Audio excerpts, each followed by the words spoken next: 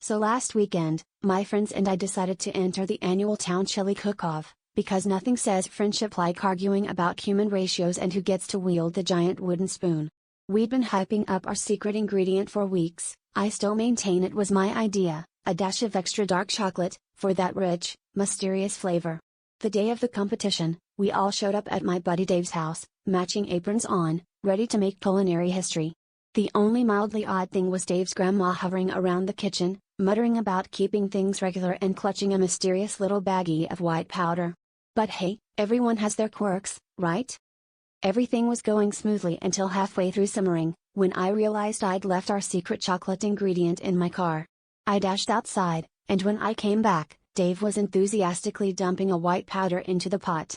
I said, "Dude, that's not the chocolate, is it?" He shrugged. It was in the pantry, labeled for special recipes. We figured, maybe Dave's grandma just likes to keep things fresh. We tasted the chili, and it was surprisingly good. Maybe a little tangy, but we chalked it up to the new blend of spices. The judging started, and people were lining up for our chili, like, really lining up.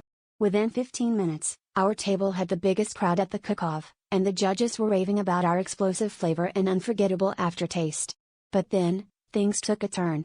The crowd started to thin out, mostly because everyone was sprinting to the nearest porta-potty with an urgency usually reserved for Black Friday sales. The mayor tried to give a speech but had to excuse himself mid-sentence. The local news crew tried to interview us, but their cameraman was last seen making a beeline for the bushes. Turns out, Dave's grandma had swapped the chocolate out for her special baking ingredient, a family-sized bag of extra-strength laxatives she'd mixed up for her weekly bran muffin batch. By the end of the day, we didn't win the trophy, but we did set a record for the fastest cleared public event in town history. Moral of the story? Next time someone calls your chili a gutbuster, you'd better double-check the recipe, or at least the bathroom locations.